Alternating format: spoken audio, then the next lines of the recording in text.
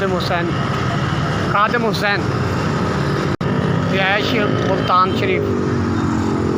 इतने बिदामी बाग 35 साल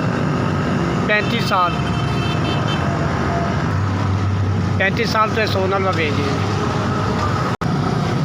बिल्कुल मोबाइल नहीं है मैंने तो नंबर कढ़ना नहीं आता 53 तकरीबन 53 अलहमदुलिल्लाह 5 बच्चे ने 3 कुड़ियाँ ते 2 बच्चे 2 कुड़ियाँ ने ब्याह आ दिया 3 कुड़ियाँ सन एक ब्याह दी है 2 कुड़ियाँ बाकी ने अल्लाह पाक के हुक्म नाल जिमें अल्लाह का हुक्म होएगा मेरे मजदूरी अल्लाह पाक मदद फरमाएगा ब्याह देंगे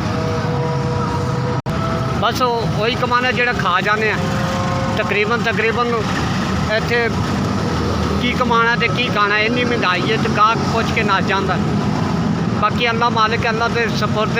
अल्लाह के सबब नाल चलता पे सारा कुछ यही कमा लेंगे कि फिर 200 400 500 कदे सुक्की खा ली कदे सिन्नी खा ली कदे गुजारा हो गया कदे भुखे सौ गए अल्लाह मालिक तो गुजारा तो करना ही है ना असी गरीब आदमी है असी किहड़े मुर्गे खाने ने सानू दाल सब्जी रब दे देवे अलहमदुलिल्लाह